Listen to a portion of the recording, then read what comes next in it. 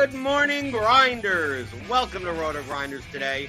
I'm Jordan Cooper, a.k.a. BlenderHD. BlenderHD. You're going to follow me on Twitter. It's Tuesday, May 14th. And we'll be taking a look at the 12. This is a big slate tonight. 12-game MLB slate on DraftKings as well as FanDuel. Feel free to hit that thumbs up button on your way in the door. You know how much we love and appreciate those thummy thumbs. Give me those thummy thumbs, even though Tim's not going to bother shaking his thumbs at you, but whatever. I'll make up for him. I'll overshake just so to get you to hit that like button, hit the subscribe button, hit the notification bell to let you know anytime that we go live. Obviously, we'll have Grinders Live and Crunch Time later tonight. That'll go even deeper into the slate. We're just kind of taking a first look here. I got Tim Buell. Hockey's still going. I haven't been paying attention, Tim. Is it? Oh, it's not going good for you? It's the hockey? No. Why is it not going good for you? Because obviously, if I'm not playing DFS, I don't really pay. I'm not paying attention to it. Yeah, well, I'm not playing DFS. Well, so that sounds. Yeah. I mean, I'm from New York, so that sounds good. Yeah, I mean, I'm not playing DFS either, but I just had some series bets, and I bet the Avalanche to win the Stanley Cup, and I bet the Avalanche to beat the Stars. I bet the Bruins. Did the Avs lose that series? They're going to. And one of their top players tested positive for drugs, so he's going to be out for forever. You know, is that Devin Taze or whatever? No, it wasn't Devin Taze. It was Nichushkin. Oh, Valerie Nichushkin. But I saw something on Twitter about Taze also. Is he injured or something? I don't think it was a suspension. I think it's just an injury. Okay. Yeah, but so it's not. They're down 3-1. And the Bruins are also down 3-1, so it's not looking good for me. Not looking good for me. But I can make more bets. Have the Rangers, Tim, have the Rangers won a Stanley Cup since 1994? I would guess not. I don't know the answer, but I'm pretty sure they have not. When's the last time? They beat the Canucks in 94, I think. Yeah, well, I guarantee you I know everything about that series. When's the last time Rangers won the Stanley Cup? When's the last time the Rangers won a cup? Yeah, I think 1994. So maybe I'm the good luck charm, right? Because the last time that I followed hockey significantly, like I was a partial Rangers season ticket holder, and that year in 1990, I went to the ticker tape parade in New York for the Rangers. I remember you were an actual fan. I was a fan when Matteau scored against the Devils in overtime, to go to the Stanley Cup. I mean, my friends. I mean, we were like 15 at the time. We were going nuts. We were out in the street. I actually made, Tim, back then. I made a pseudo paper mache Stanley Cup. So I used tinfoil and wet newspaper, whatever, and I shaped and it was a big thing that I made. And when they won, we went out on the streets, and I was holding the big Stanley, and then people were driving down and honking, and then stop. There were people that would stop, get out of their car, and ask if they could take my paper and run around like we understand. Right. This, I mean, you're 15. You're going to be out and doing that type of stuff. I could see you doing that now, though. No, I'm not going to do that now. No, okay. But the first year I play NHL DFS, maybe the Rangers win another Stanley Cup. So, the last time that I was invested in hockey, the Rangers were good. So once I got invested into hockey again, the Rangers are good again. Yeah, the Rangers are very good. They're very good. Not the team that I remember. I mean, I'm from the Alexei Kovalev, Mike Gartner, Mike Richter goalie. Obviously Messier was the center, right? That era of the Rangers. Okay, so enough about hockey. Enough about people don't care about hockey anymore, right? We're not playing DFS for hockey. We're playing MLB DFS, and tonight, I think this slate is amazing. I don't know about you. It's a good slate. But I think they knocked it down to an 11-game slate, Blender. Just so you know, they took that White Sox Nationals game due to the doubleheader right off of it. I got an email. Okay. So So this so this 9:45 yeah, Washington, that's not on the slate. I believe that's not on the slate. And I'm looking at, this notification on DraftKings. The game between Washington and the White Sox is unusable due to the doubleheader. Players will not accrue Ah, points. So okay. So we got knocked down to 11. That game doesn't really matter anyway. That right. game's pretty terrible anyway. Yeah. So yeah. But to me, from an overview, it seems like a slate where I think you could go so many different places for bats, but the Yep. pitch, I think, a lot clearer. Because if we take a look at the stack, I mean, I'll bring it up if Steve could throw it up on the screen. Here's the bat stacks projection page, and obviously you get this if you're a bat subscriber. If you're a premium subscriber at RotoGrinders, we have a similar thing with the RG projections. But like, just if you sort by like point per dollar, and then you focus more on like the high end of like median points and ceiling, we have this whole group right here that's fairly close together. So he got like got the Tampa Bay, Arizona, Houston, Texas, Atlanta as the top projected stacks. But then we have all these teams that are maybe 4 or 5 points lower that are like the value stacks. Well, I'm not saying that that's great, but there's like a lot of ways that you could fit things together. But we'll talk about bats afterwards. Just checking the weather. Obviously, tune into crunch time. Toronto, Baltimore. I don't think that's even on the slate. Chicago. That's not on the slate. Okay, so I guess the Atlanta game is the only one that's of concern. Yellow. But Yeah. we'll act at yellow. We'll act as if like the game's playing, right? Typically, when it gets to like orange and red, then we can start talking about let's just leave it off the slate. Right. But from a pitching perspective, I mean, this projection on Dylan Cease is gnarly. Yeah, I mean he's 6 points higher on both the bat projection and the RG projection. 6 points higher than the next closest pitcher. And his optimal rate is so high that I mean he's still my number one exposed pitcher when I ran Sims, which is pretty rare. Usually you don't get the most popular pitcher as also, the top exposed pitcher in Sims, but it's just he's so over the top better than any other pitcher on the slate. So, we can still make positive EV lineups with him in it. Because right. I mean, the key concept there, Tim, that people don't seem to realize is that there's no such thing as chalk and not like good chalk, bad chalk. It's like, oh, this guy's going to be popular. Is it worth him being that popular? Like, it's not about like, well, he's going to be popular, so I'm not going to play it for leverage. It's like it has to do with over-owned and under-owned. And based on our Sims, we have Dylan Cease at projected to be 50% owned on what is functionally now an 11-game slate. Most people would look at that and go, well, if half the people are going to play Cease, well, I'll just play 2 other people. But based on our Sims, it's essentially saying that 50% owned is under-owned. Like he should. Yeah, I'm getting 70, almost 75% of Cease. Right, even at that ownership. Right. Because how rare is it where an 11K pitcher is underpriced for his projection? Because that's a peak Spencer Strider, Jacob deGrom level projection that when they would be like 12.5, right? Like that those types of prices. And like Chris Sale projects well also for 10K against Chicago with 20 points. And then it just like you get some of these 17s, 18s. And then obviously we have some value pitchers. But like if you're not going to play Cease and then like I'm not going to play Cease and not going to play Chris Sale, like the projection of your lineup, like you're going to be like 10 points behind like everyone else.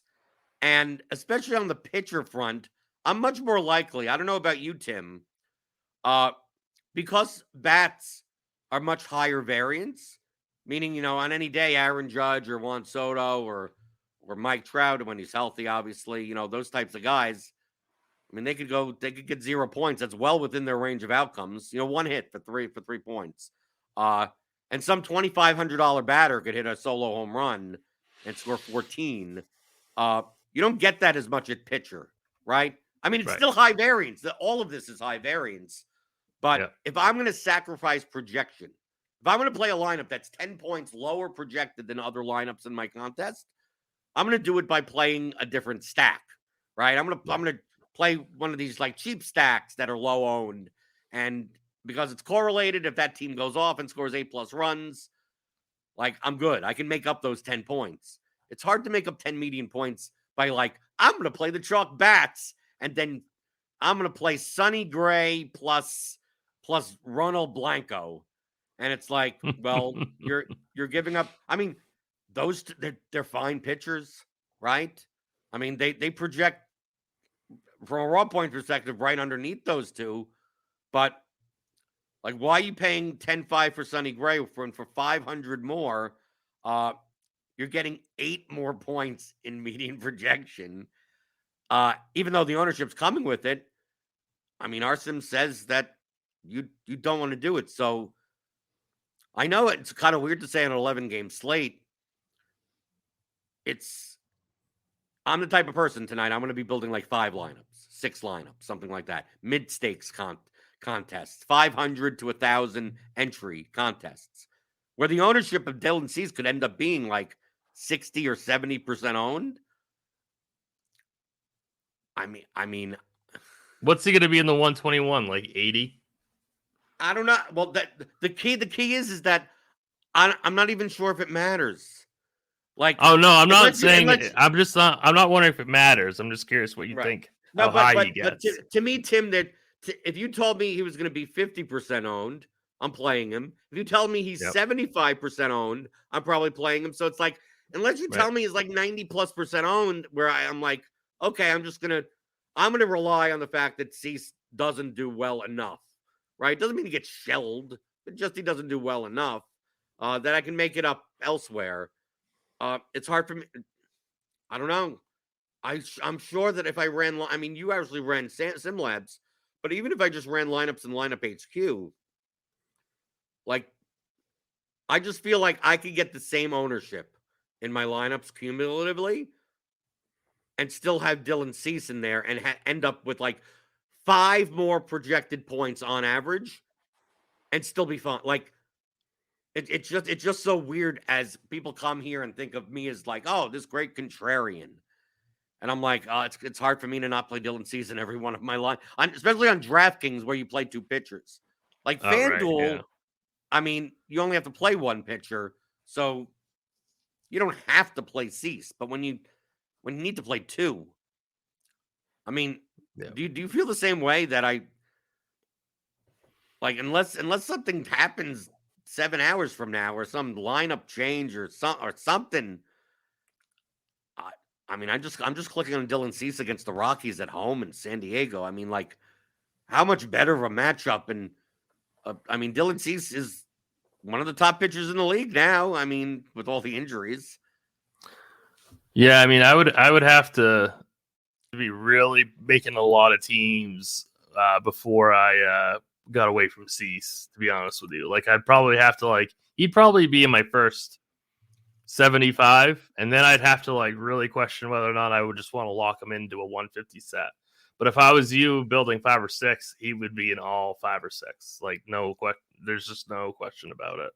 I almost feel like if this game was in Colorado, I would still be playing him.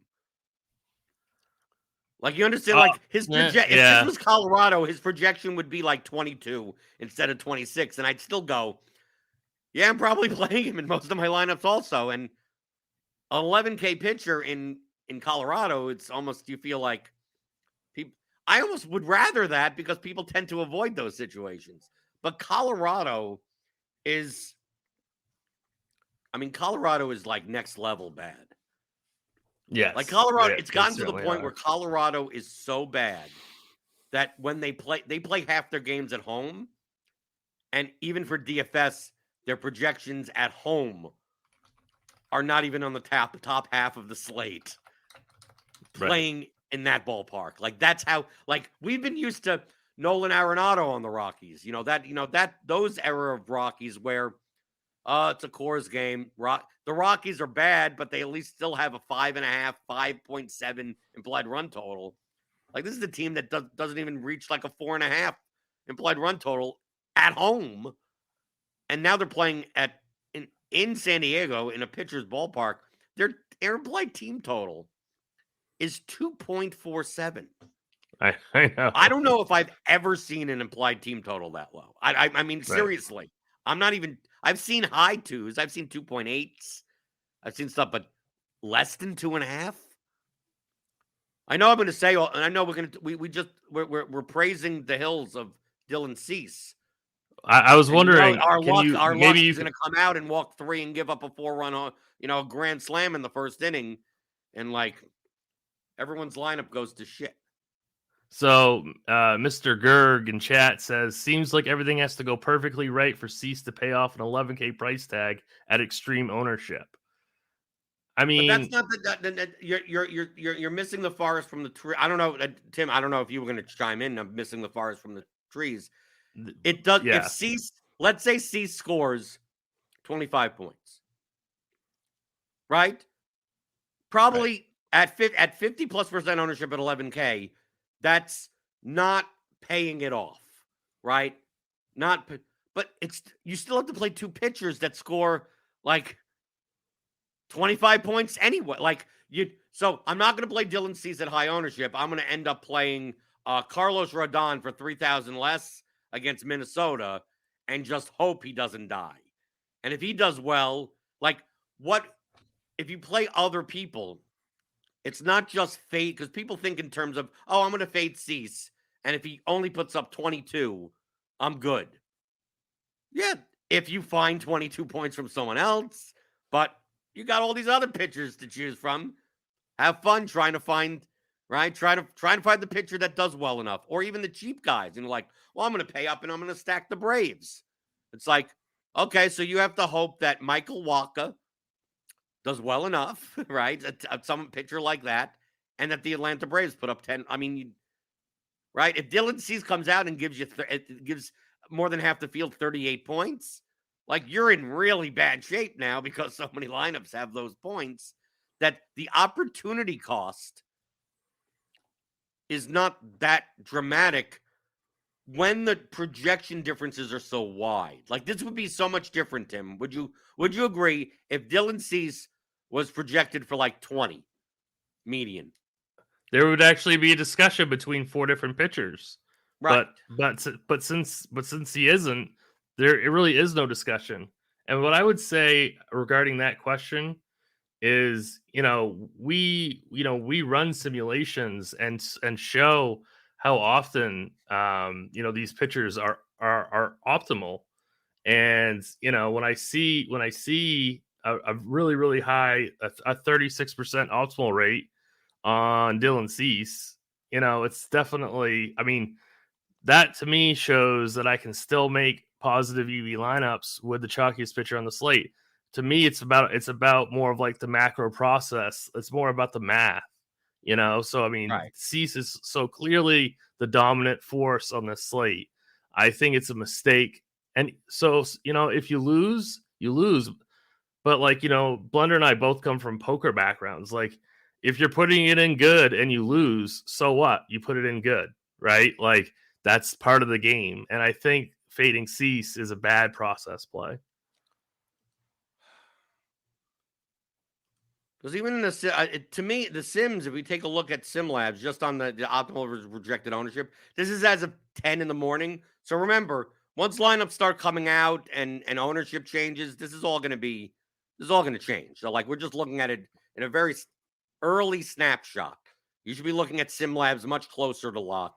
Obviously, if you're a premium member, you could get access to SimLabs. It is what I use to build my candidate sets of lineups. And I typically will build, even playing 6 lineups, I'll build 150. I'll build 300 and weed them out from here.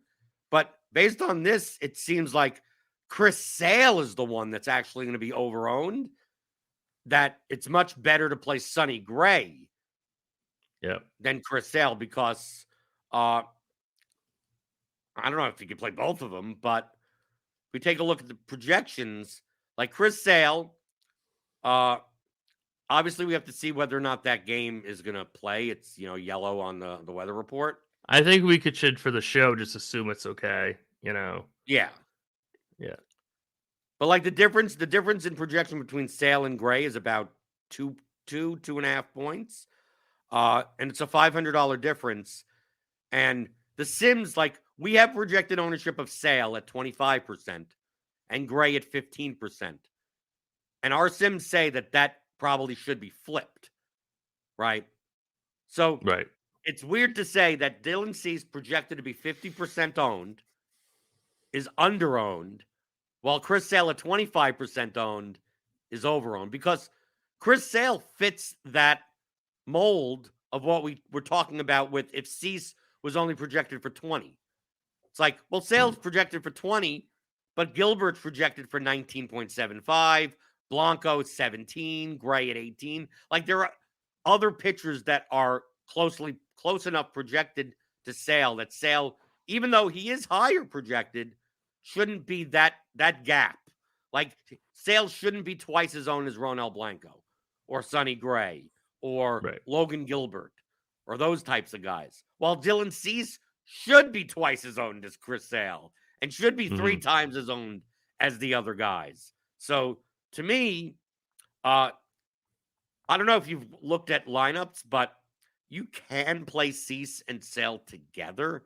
But you are mixing in. You're going to the cheapie of the. You're playing that. This is old school vomit stack style, and I think that still is valid on this slate. Maybe I play one lineup that looks like that, but I think I'm much more likely to play Dylan Cease plus take a shot at one of these, like, anywhere from 5K to 7K, like cheap pitchers, and then build a much more balanced lineup. The problem is that you can't be all that confident with some of these. I mean, Joe Ross at 5,200. I don't like playing Joe Ross, but he's facing the Pirates, and that's enough for me at 5,200 to take a shot, because he could go out and he could throw. I mean, his strikeout prop is, sitting at 5.5. Of course, obviously the juice is on the under, but his strikeout prop isn't that far off from Logan Gilbert's, right? Right, Logan Gilbert. No, and I think you really got to compare Joe Ross with Michael Wacha, because Michael Wacha is going to be like the popular cheapish pitcher at 6,800, already coming in with 20% ownership against the very, very, very strikeout heavy Mariners. So he's going to be your decision point when you're deciding if you want to punt pitcher or not. Or Joe Ross, I suppose. Joe Ross is coming in with 3% ownership versus Wacha's close to 20. But Wacha's in the same boat also. Obviously, he's $1,600 more than Ross. Ross is real cheap nonsense, as Cheese would say, right? If you read the $1 Million Musings, like, Ross is true cheap nonsense. Wacha is like not nonsense. He's cheap, and he has a similar enough prop line to Logan Gilbert, and Logan Gilbert is like, what, 2,500 more, right? Like, he has a bet. Wacha has a higher strikeout prop than Carlos Rodon, and Carlos Rodon is 8K, right? He has a similar prop to Reed Detmers or like Aaron Savali. Like, it feels like to me that some of these, like, 8K type pitchers are just like 1,000 too expensive. Like, it feels like if I was going to play any of those guys, I might as well just play Michael Wacha. And then you could think, depending on your stacks, hey, if a lot of people are going to play Michael Wacha, why don't I just play Joe Ross? Why don't I take a shot on Chris Paddock against the Yankees at, like, no ownership, and then just close my eyes and hope for the best? But that's what, to me, that's what these guys, that's the key to winning some of these slates, of finding these, like, really cheap guys, and one of them puts up a 20-plus point score, and it just opens up so much for your lineups that combined with Dylan Cease 17 trillion points that he's probably going to score today, that does it for you. But it does. I mean, even Michael Wacha at 6,800 against Seattle. I mean, that doesn't make me. I mean, do you feel good about you feel better about Michael Wacha than Joe Ross? But I mean, I'm never thrilled playing Michael Wacha. Yeah, I mean, it does not thrill me. All I know is that, Seattle's projected to strike out almost 30% of the time with this projected lineup. So, yeah, I mean, I know that Wacha doesn't have that high of a K rate, but I mean, there's just so many strikeouts in this Mariners lineup. But do I feel comfortable about it? Rostering Wacha? The answer is definitely no. I never feel. I don't actually, honestly, don't remember the last time I clicked on Michael Wacha. But he is definitely in heavy consideration today. It really depends on if I want to go like cheap with the A's or the Pirates in terms of cheap stacks and double pay up at pitching for Cease and Gray or Cease and Sale. Are there any other pitchers that you'd be looking at before we take a look at stacks? I mean, I don't know. I kind of think Ronald Blanco's interesting, but he might just be kind of. I mean, he's got a 6.5 K prop. Well, I mean, he's facing the A's. I mean, that's what'll happen when he faces Oakland. Right, I know. So, I mean, I think he's going to be one of those guys that are pretty forgotten. I think he'll get squeezed. We have him projected for 10% right now. So, I mean, he's already quite low. I think if I was playing like, in a 20 max, I might put him in 1 or 2 because I think he could hypothetically match guys like Gray and Sale just due to the matchup. Right. Alan in chat is saying Detmers. I think Detmers is okay. Like it feels like Tim. It feels like to me that there are a couple of guys that are okay that I'm like, okay. Can I play Reed Detmers? Yeah, but like I wouldn't in single entry though. Well, I mean, if you want to play a Cease Detmers lineup, I mean, I think that's perfectly acceptable. If you're going to play kind of a chalky stack, I mean, I think that's fine. But it's just like for 22 pitchers on the slate, for me to basically look at this and go, maybe I'm only considering 5 pitchers. Like there are some slates where the same amount of games, and you're like, wow, you could play like 10 pitchers on the slate, and no one's going to be oversized ownership. And it's just like, play whoever you want, play whoever you like out of this group. It's like kind of clear. Like, these are the pitchers. You're probably not at the bottom. You're not playing Nick Pivetta on a pitch count. You're not playing. I mean, it's just like Savali. Like Savali on another slate would be like okay, but I mean, Savali. I love pitching Hunter Green even in smaller contests, smaller field contests than single entry, but. The Diamondbacks hates Hunter Green. Just realize. Yeah, and the Diamondbacks don't strike out really, right. So that takes away Green's biggest threat is his strikeout percentage. Like he's very very wild and he's got a high K rate, but Arizona's not going to be chasing, so it's a really bad matchup for Green. So I would just really leave it to Blanco. I don't know. I don't really like Gilbert that much. I think it's just Cease. I would narrow it down to, I think, 6 pitchers: Cease, Gray, Sale, Blanco, and Wacha. I think that'd be it for me. Looking at stacks, I'm looking at the bat stacks projection page. And in a rarity, like the Dodgers, you would think, the Dodgers against Keaton win. That seems good. Like, yeah, they project. I mean, I think they're like the 3rd highest projected stack. But I mean, from a point per dollar perspective, they're awful because, most of their key players are absurdly expensive. I think that'll lower their ownership. Still has it around 4 or 5% total owned.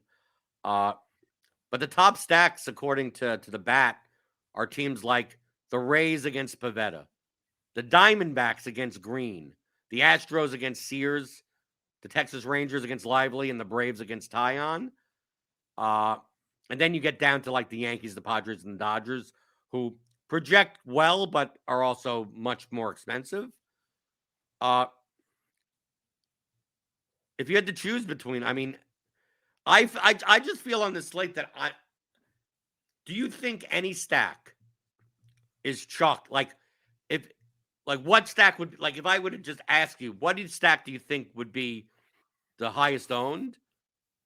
Would you be able to even tell me what that would be? Like, you could pick out a handful of teams, but it's not like, oh yeah, people are just going to play. Like, yeah, the Braves are obviously going to be the highest owned. It's like I'm not too sure. I mean, I don't think the Braves will be. I don't think the teams? Braves will be number one because I think a lot of people are going to double pay up at pitching. So how are you going to play Braves when you have Cease and Sonny Gray? You know. So then what? You People are can't. going to Who are they going to play if they're double playing up at pitching? I mean, what are you playing? You're playing the Cardinals. You're playing the Giants. You're playing The Pirates. I mean, like what? The Pirates? I could see. You know what? I could see the Pirates going not over on. I'm just saying higher on than we expect. I think they'll be higher on than we expect. I mean, the Oakland A's were super steamed yesterday in single entry. I was like, I knew they'd be popular. I didn't think they'd be that popular. Luckily, they did enough that I still won.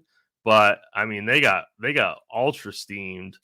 So I wouldn't be shocked if, and of course, recency bias. The Pirates went absolutely insane last night. So you might see some people wanting to punt with the Pirates. But yeah, like looking at this slate, imagining people will play Cease, maybe Cease and Waka. Fit the Braves. I mean, Jags fan is saying Braves are too expensive. It's like, I'm not saying you have to play Acuna, Albies, Olby, Olsen. Like maybe you don't play all four of those guys, but you could play the Braves and still play Cease. You can't play Cease and Sale and play pretty much like the Braves, but I mean, you could play if Arcia bats fifth at shortstop at 3,500, and you pair, have Alzi Albies at second base for 5,300. I mean, there are enough cheap outfielders on the slate as one-offs or something that you don't have to fill your outfield spots with Braves. Like you could fit that in. I mean, for the total 4.67 in a vacuum, you're right, but there's so many teams that have that. I mean, there's just so many teams that have around a 5 total, but not more than that. Like, it's a lot of teams like that. Like the Brewers, 4.69 total. Like, I could see, I mean, dude, the Brewers are brutal. The Brewers have become like the Twins, like from last year. Like, dude, don't even consider, like these guys like Frelick, right? Terang less so because he's playing second base, so he's less likely to be pinch hit because the lack of a fielder replacement. But like Jacob like what's going to happen is that Frelick, Bowers, these types of guys, like they project well against righties, and then you check in on the 5th inning and you go, what happened to them? Like they disappeared. They turned into right-handed bats, and you're like, I feel like I got screwed out of 2 plate appearances. But I mean, the Brewers project well. I mean, I just feel like at this stage, what's the difference between the Braves and the Astros? Right? You could throw in a Singleton in your lineup, right? Like he's cheap, and you could build an Astro stack. The Rangers, right? You could throw in a Duran or a Jankowski, maybe not Jankowski because he's a lefty. But they're similarly priced. I don't know what people are going to attract to. I mean, I'm the type of person that would want to play the Diamondbacks against Hunter Green because he's a high variance pitcher. But Hunter Green, I don't think is going to be owned. It's kind of weird. Yeah, I said Joe Ross before that the bat loves Joe Ross today against the Pirates. Mm-hmm. If enough people play, if you told me going into the slate, where is he? Where the Pirates? If you told me that Joe Ross was actually going to be double-digit owned, I'd want to play the Pirates against him. But if that's not going to happen, I almost feel like I'd rather just take a shot on Joe Ross. The Pirates have a 3.81 implied team total. I don't know. Am I selling myself on playing Joe Ross? More so because 5,200 at pitcher. Like it opens, even with Cease, it opens yourself up. I mean, you could do, I mean, you're not doing, I'm doing Braves plus Dodgers. Like, no, you can't do that. Right. It feels like it just opens up so much more. Would you rather, Tim, play the teams that have higher team totals and play a Cease Walker lineup? Maybe you have to throw in a value piece of those stacks. So you're playing good teams, but you got to throw in the 3K guy or something in those teams. Or would you rather do the old school, my old school vomit stack style of, here we go, I got Cease and Sale in my lineup, double barrel, right? And then like, okay, Cardinals, let's see what you can do for me. Let's go Oakland. What it feels like I'm going to be looking. Like the slate's so big that I don't want to rely on teams that have like under 4 team totals. Right. I get what you're saying. I think I'll be looking at ownership later in the day, and if the vomit stacks aren't getting steamed, I'm probably going to go double barrel because I don't want to have my night hanging on Joe Ross or Michael Walker. So are you scared? Wait, you gonna play scared, Tim? I am. Well, I mean, but it depends on ownership. I mean, right. Like imagine if Joe Ross gets steamed, I don't think you should play him, right? It's the same idea, and if he's projecting really well in the bat, he's going to get to be probably way overowned, depending on how many people use the bat. Because you're looking at the RG projections. I mean, what's the difference between the Ross projection between the two? It can't be that dramatic. We have him for 13.45. Okay, so that, I mean, 13.45, and the bat has him at 15. I mean, like a 1.5 point difference. Mm-hmm. So it's not like when we say, oh, the bat loves Joe Ross, right? Like the RotoGrinders projections like Joe Ross also. I mean, like, just not. Which is going to just steam him up even more. You're right. I wouldn't want to play Joe Ross at 20% ownership. You're right. I agree with you. But I just think people I think will feel much more comfortable clicking on Michael Walker. Like the single entry stuff, like you're talking about the 121, the single entry stuff, even the people that do massively multiple entry typically will either play their highest projected lineup or they will hand build a lineup themselves. I don't see hand builders, those Cretan, those cavemen. I don't see the cavemen Cretan hand builders clicking on Joe Ross. Because that you look at that, it's like, oh, that the guy that we normally stack against. What am I doing, right? Like what? Typically, we're not playing bats against Walker, right? It's not like you could, but it's typically not. It's like, okay, he's a good enough pitcher. But maybe you're right. I think that's going to matter so much. But to me, that's the key of like what's your lineup construction, what your stack's going to look like, because you say, Tim, right? Here, I'm going to throw it back at you, Mr. Scaredy Cat. You don't want to have to rely on your slate. You want to rely on Joe Ross for your slate. Do you want to rely on the St. Louis Cardinals against Reed Detmers for your slate? That's a really, really, really good point. But I mean, like I said, I would rely on Joe Ross for the slate if he was going to be low owned, which I don't think he's going to be. Okay, but okay, so take out the ownership part, and it just be that taking a shot on a cheap pitcher. So it's just like instead of double barreling pitcher, you're going high and going low, and then maybe there's 5 guys, and you feel they're all going to be similarly on. Pick one, pick whatever they are, but you know that these are the types of pitchers where this may end up being a -4. This could be whatever. But like 5 spots of your like when you play Cease plus Sale, like 5 spots of your lineup are going to be like, let's take a look. Let's take what I don't even know what. Well, it's going to be Dylan Carlson, which is disgusting. He's 2,100. Right. That's like horrible. Lars Nootbaar is decent. You got Cease and Sale, and your stack is Carlson, Nootbaar, Herrera, Mason Wynn, and Nolan Gorman. Yeah, it's a tough scene. I don't know about you. I feel much more comfortable taking cheap nonsense. I feel more. This is how bad I think the Cardinals are. I feel much better playing Keaton Winn against the Dodgers in my pitching spot, just so I could at least play bats that feel like I could that have a ceiling. And of course, who are your premium stacks? All the teams that I mentioned. I think the Braves, the Astros, yep, the Diamondbacks, the usual suspects. Right, the usual suspects. Right, the Dodgers are overpriced, but I don't think they're going to be very owned. Right, so I mean, you got these teams. The Padres are probably overpriced. I mean, the Padres just, dude. Do the Padres ever work? Do they ever work out? Do the Padres ever? You look at their lineup and you go, "Oh, okay. What the Padres are going to be 3% owned? Oh, I'm going to play the Padres." And then they put up like 3 runs, and you go like, "What against some garbage pitcher?" And like, what is going on with the goddamn Padres?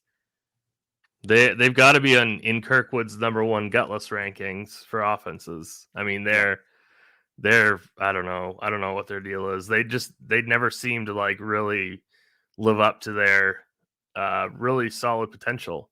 I mean, Kim is projected to be in the 9-hole. Kim is not a 9-hole hitter on most teams. Like, this is a pretty strong lineup, and they just don't seem to put up the runs.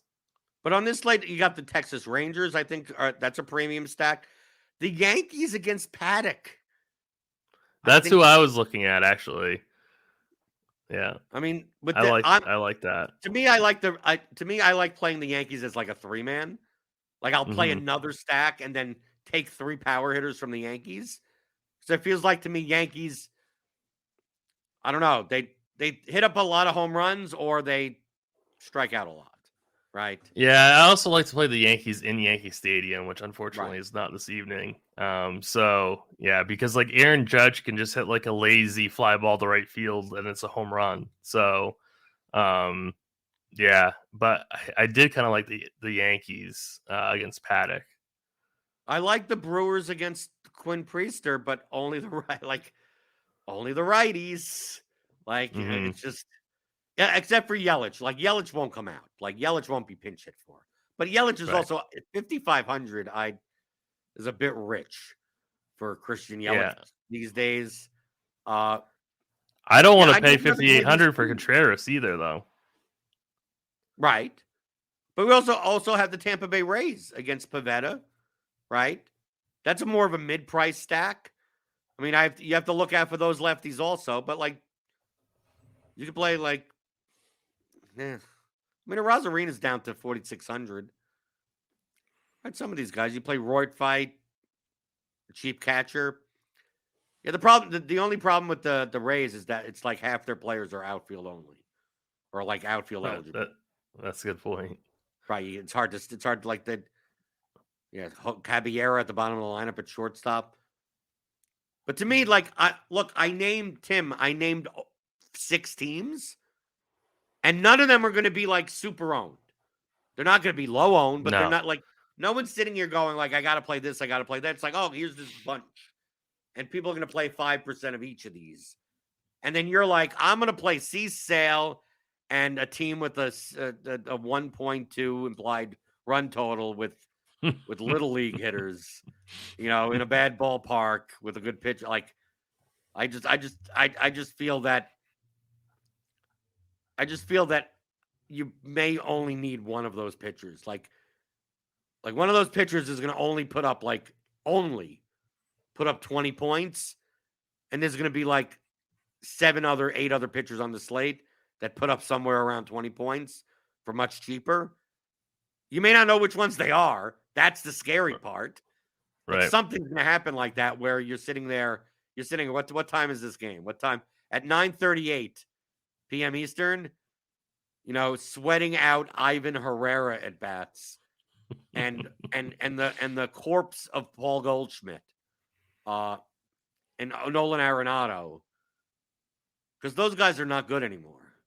Like they're the best hitters on this team, but they have fallen off a cliff quite dramatically.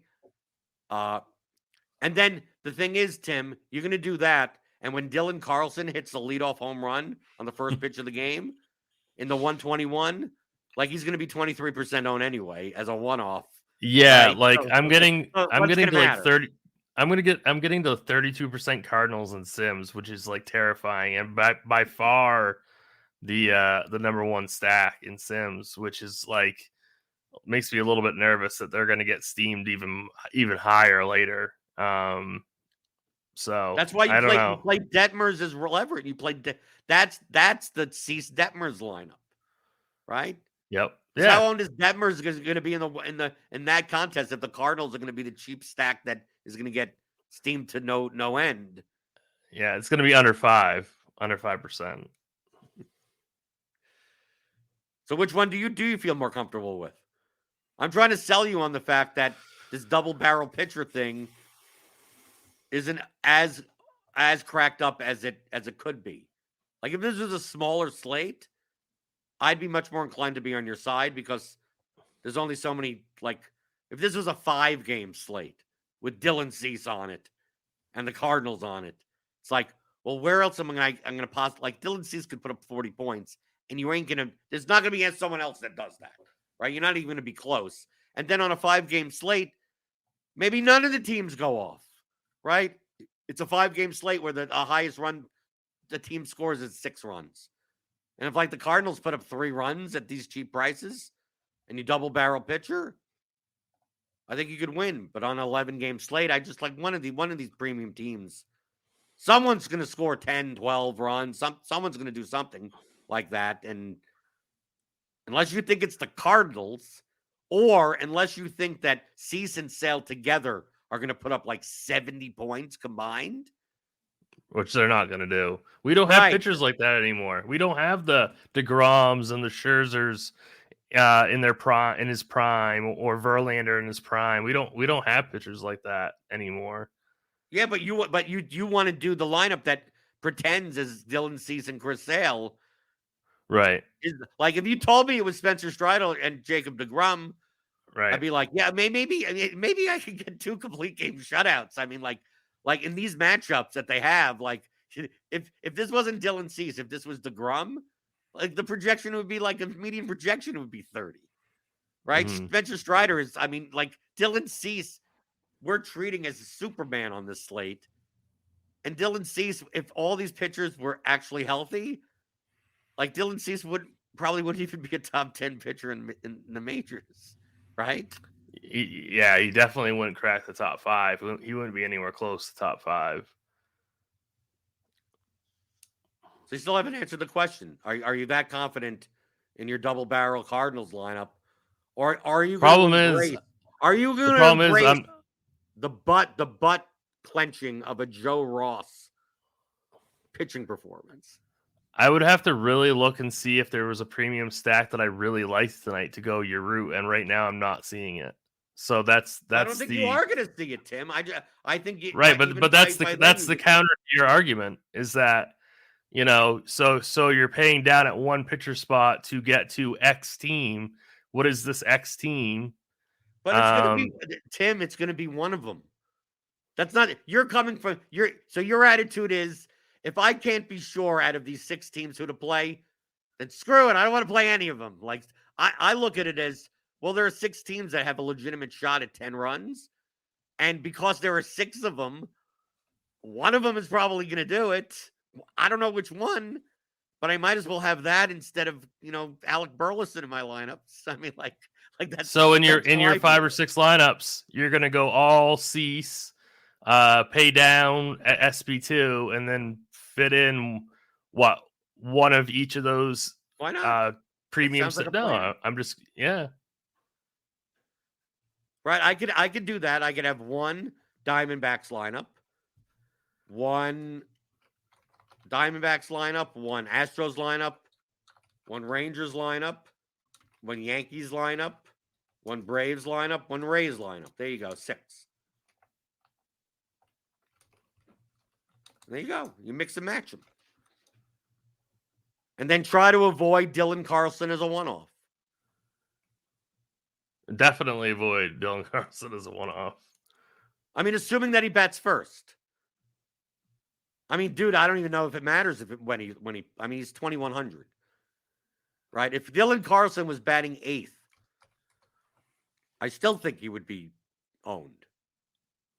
Right? I mean, maybe not as owned, but Yeah, he'd still get some ownership. right. I'm wondering where the Guardians are going to come in against Jack Leiter. Who wants to play the Guardians? I don't know. I know that I know that they don't hit home runs, but they do have some pretty good batters in the middle of that lineup. Maybe you could enlighten me because I didn't play. Well, I mean, you obviously know, like, I think Tyler Freeman is completely fine at 3,400, and he's going to be 3% owned versus Dylan Carlson, who's going to be like 25% owned. Jimenez is probably too. Can you tell me what a Kyle Manzardo is? I cannot tell you what a Kyle Manzardo is, but I am going to be looking into him because he is 2,200. So I am going to, but at the end of this day, I'm going to know what a Kyle Manzardo is. Currently, I don't know. Are you going to be on Crunch Time or Grinders Live later today? Yeah, it's the People's Show, 5:00 Eastern. Grinders Live. Me, Bobby, and Dean. That's the People's Show. Yep.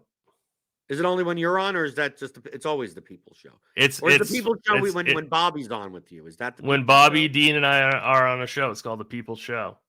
Oh, okay. Because me and Bobby are for the people. Me and Bobby are for the people, and Dean just tags along. So Dean isn't for the people. I thought no. Dean's a huge company man, so he's not for the people. He wants everything behind the paywall. Oh, so that's why people hate when it's me and Dean, because probably I guess I'm a company man also.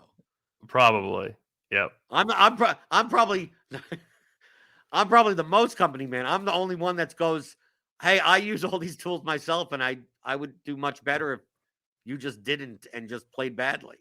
So please don't sign up for RotoGrinders Premium and make these prop lines move quicker than they already do, because you're using the same projections that I'm doing, right?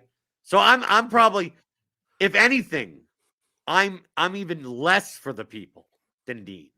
Yeah, so well, that's why we don't have you sub in if we need a sub. We don't call you.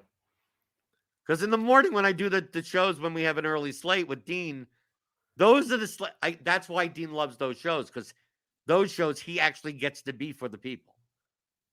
That's right. I'll bring it next time. I'll bring it up to him. I'll let him know that he's perfectly okay to simp for the people in the morning. I will allow it, just only because he doesn't get to do that later in the day at 5:00.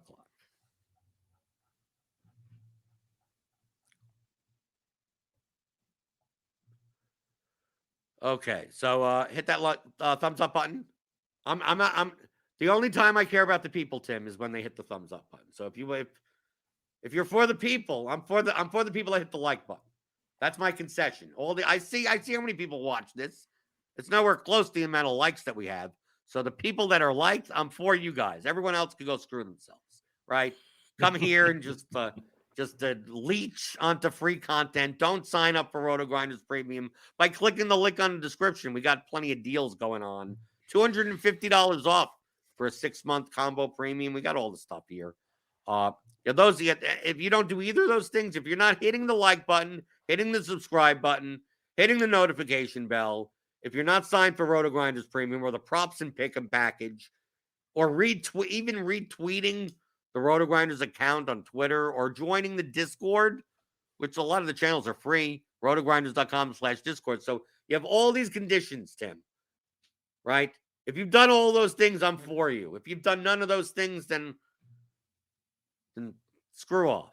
Get out of here. Get out of here. I don't care about you. Let Dean care about you people, the cheapos and the freebies, the freeloaders and the leeches. The freeloaders? You're anti-freeloading? As long you have to do something, right? Like hit the like button. Like, okay, fine. At least you've shown that you're not a freeloader, right? But we're just gonna come here and go, what are the plays? And then we're gonna show the screen that shows that Dylan Cease has a projection that's 100 points higher than anyone else. These are the freeloaders, Tim, are the first people that after you show them all the stuff that's behind the paywall, and then Dylan Cease goes out and gives up a grand slam in the first inning, they're the first ones in your DMs that are like, what a call on Cease, right? And it's like, dude, he's 70% owned, and like everyone projected him for, like, it doesn't mean that it's gonna actually happen. Like, it's like that's why it's probabilities. Those are those people, right? The non-freeloaders, they get it. They get what the range of outcomes can be. So those are the cool people. Those are the cool people that can tune into Crunch Time and Grinders Live later today. By that time, Tim will figure out what a Kyle Manzardo is and tell you all about it. If you're a premium member, obviously read Dave Potts Cheese's $1 Million Musings. That should be up soon if it's not up already. Tomorrow, I believe I got Will on. And yeah, we're continuing with the MLB season. Good slate tonight. And yeah, I'll see you guys tomorrow, like I always am here, Monday through Friday, 11 o'clock Eastern, talking about all things you're thinking about in daily fantasy, props, and pick 'em on RotoGrinders Today.